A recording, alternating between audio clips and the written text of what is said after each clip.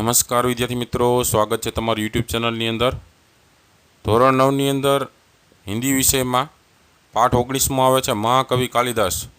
આ પાઠનો પ્રકાર છે ગદ્ય અને આ પાઠ આપેલો છે નરપત બાર્ગ હડવેચાએ। તો આ પાઠને લગતા જે કંઈ અલગ અલગ સ્વાધ્યાય પોથીના નાના મોટા દરેક પ્રશ્ન જવાબ છે એમની આપણે ચર્ચા કરવાના છીએ। તો વિડીયો અંત સુધી જોજો। વિડીયો ગમે તો લાઇક કરજો અને તમારા મિત્રોને પણ વિડીયો શેર કરજો। સાથે ચેનલને સબસ્ક્રાઇબ ન કરી હોય તો ચેનલને પણ જરૂરથી સબસ્ક્રાઇબ કરીને બેલ આઇકન પર ક્લિક કરી દેજો, જેથી કરી નવા જ આવા વિડીયોઝ મુકાય એની નોટિફિકેશન સૌપ્રથમ તમને જોવા મળે। આ ચેનલ ઉપર ઘણા બધા બીજા પણ વિડીયોઝ મુકાઈ ગયા છે, એ તમારે જોવા હોય તો વિડીયો સેક્શનની બાજુમાં ઉપર પ્લેલિસ્ટ છે। પ્લેલિસ્ટમાં નીચે તમને ધોરણ 9નું સ્વાધ્યાય પોથીનું પ્લેલિસ્ટ જોવા મળશે, જેમાં આવા ઘણા બધા બીજા વિડીયોઝ છે અને ધોરણ 9ને લગતા બીજા વિષયના પણ પ્લેલિસ્ટ છે અલગ અલગ, જેમાં સ્વાધ્યાય પોથીના અને મોસ્ટ ટાઈમ પ્રશ્ન જવાબ છે। તો આવનારી પરીક્ષાની પણ એમાંથી તમે વિડીયોઝ જોઈને તૈયારી કરી શકશો। વિડીયોની શરૂઆત કરીએ, જેમાં વિભાગ પહેલો આવે છે गद्य आधारित प्रश्नों जवाबों। प्रश्न पहलो, सही विकल्प चुनकर रिक्त स्थानों की पूर्ति कीजिए। जेમાં પહેલું છે उन दिनों खाली जग्या में राजा विक्रमादित्य का राज्य था। એના જવાબમાં શું આવશે? उज्जयिनी। બીજો છે महाकवि कालिदास शरू से खाली जग्या नहीं थे तो विद्वान नहीं थे। ત્રીજું છે कालिदास के खाली जग्या प्रमुख ग्रंथ है, तो એમાં કેટલા આવશે? 7 प्रमुख ग्रंथ थे। चौथું છે विद्योत्तमा ने खाली जगह में उसे हराने वाले से विवाह करने की घोषणा की थी। जवाब में आवशे शास्त्रार्थ। पांचवा है विद्योत्तमा ने अपनी 5 उंगलियां दिखाकर खाली जगह की ओर संकेत किया, तो जवाब में आवशे पंचतत्वों। बीजो प्रश्न है सही वाक्य सुनकर निम्नलिखित विधान पूर्ण कीजिए। जेमा पहलू है महाकवि कालिदास खाली जगह, तो महाकवि कालिदास बाण से पहले हुए थे। जवाब में आ ऑप्शन आवशे।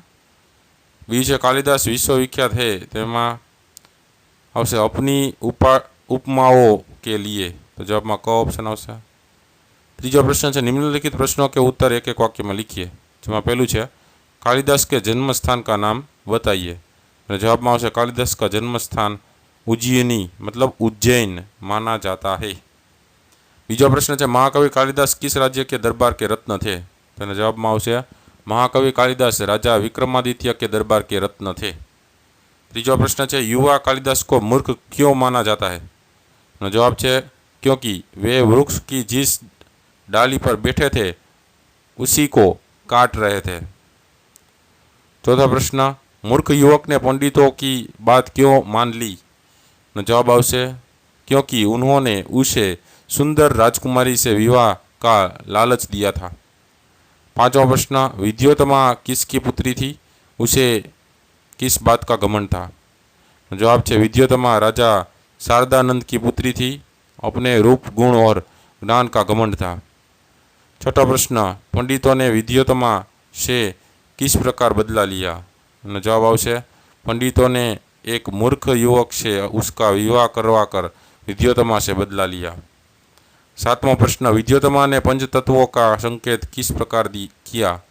जवाब आवशे विद्योत्तमा ने अपनी 5 उंगलियां दिखाकर पंचतत्वों की ओर संकेत किया। आठवां प्रश्न पंडितों ने विद्योत्तमा की एक उंगली के इशारे का क्या अर्थ बताया।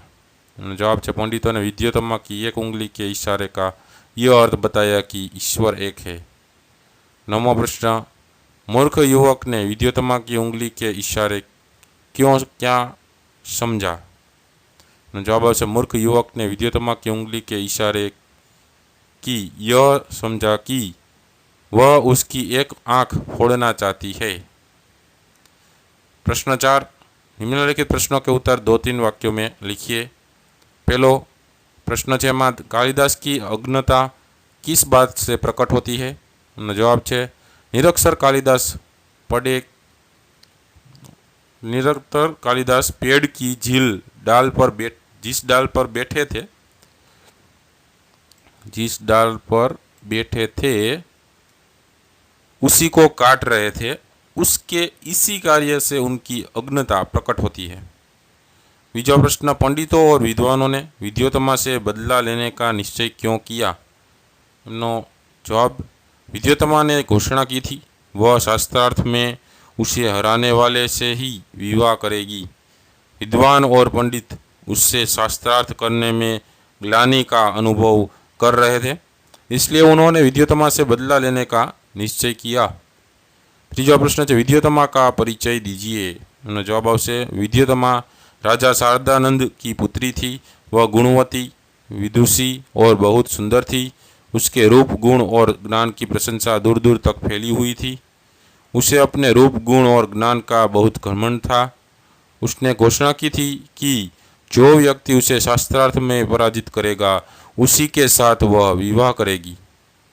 चौथा प्रश्न, महाकवि कालिदास की कृतियों के नाम दीजिए। तेमना जवाब आवशे पहलू ऋतुसंहार, बीजू मालविका अग्निमित्र, तीजू विक्रमो वर्षीयम, चौथो कुमार संभव, पांचमू मेघदूत, छठू रघुवंश और सातमू अभिज्ञान शाकुंतलम। त्यारबाद प्रश्न नंबर 5, निम्नलिखित प्रश्नों के उत्तर 5-6 वाक्य में लिखिए। मैं पहलू विक्रमादित्य कौन थे? उनके शासन में समाज और साहित्य की कैसी उन्नति हुई? जवाब आवश्य विक्रमादित्य उज्जैन के राजा थे। उसके राज्य में प्रजा सब प्रकार से सुखी थी। देश वैभव संपन्न था। साहित्य और कला का अभूतपूर्व उत्कर्ष हुआ था। इस युग में एक से बढ़कर एक कवि, साहित्यकार, संगीतकार और वैज्ञानिक उत्पन्न हुए। संस्कृत भाषा की खूब उन्नति हुई। राजा विक्रमादित्य ने समय समय पर सोने के सिक्के चलाए। विक्रम संवत भी उन्होंने ही चलाया। इस प्रकार राजा विक्रमादित्य के शासन में देश की सभी क्षेत्रों में प्रगति हुई। त्यारबाद बीजो प्रश्न है, पंडितों और विद्वानों ने विद्योत्तमा से किस प्रकार बदला लिया? जवाब आवश्य पंडित और विद्वान विद्योत्तमा के घमंड को तोड़ना चाहते थे। उन्होंने उनका विवाह किसी मूर्ख से कराने का निश्चय किया। उन्हें ऐसा एक मूर्ख मिल गया। पंडित और विद्वान उसे समझा बुझा कर विद्योत्तमा के पास ले गए। उन्होंने उसे अपना गुरु और बहुत बड़ा विद्वान बताया और कहा कि अपने मौन व्रत के कारण ये संकेत से ही शास्त्रार्थ करेंगे। राजकुमारी पंडितों का छल समझ न सकी। शास्त्रार्थ के समय मूर्ख युवक ने राजकुमारी के प्रश्नों के मूर्खता पूर्ण उत्तर दिए, पर पंडितों ने चतुराई से उन्हें ही सही उत्तर बताकर विद्योत्तमा को संतुष्ट कर दिया।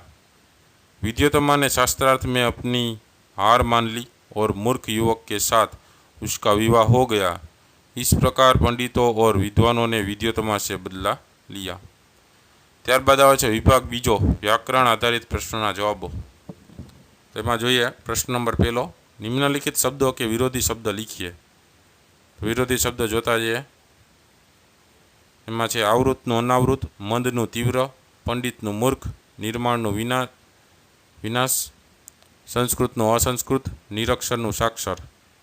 बीजो प्रश्न है, निम्नलिखित शब्दों के पर्यायवाची शब्द लिखिए।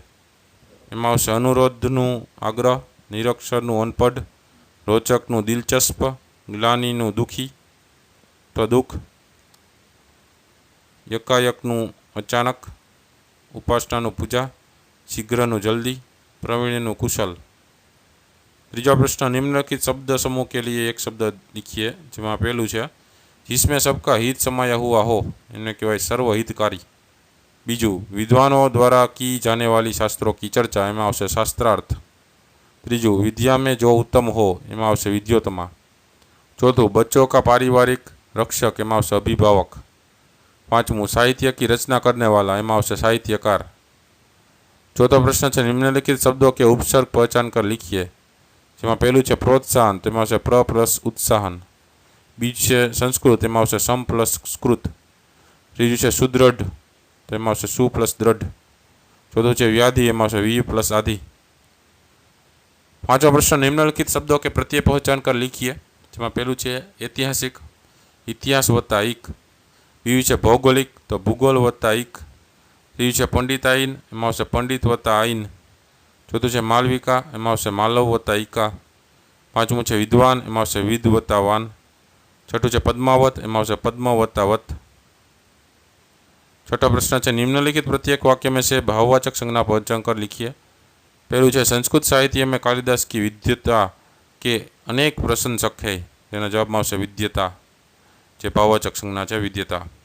बीजू है समाज में नारी को बड़े सम्मान के साथ देखा जाता था, तेना जवाब में भाववाचक संज्ञा आवशे सम्मान।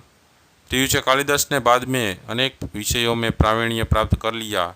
भाववाचक संज्ञा जवाब में आवशे प्रावीण्य। प्रश्न नंबर 7, निम्नलिखित प्रत्येक वाक्य में से कर्तुवाचक संज्ञा पहचान कर लिखिए। जेમાં पहलू है कालिदास संस्कृत साहित्य के महान कवि के रूप में प्रसिद्ध है। एમાં कर्तुवाचक संज्ञा आवशे कवि।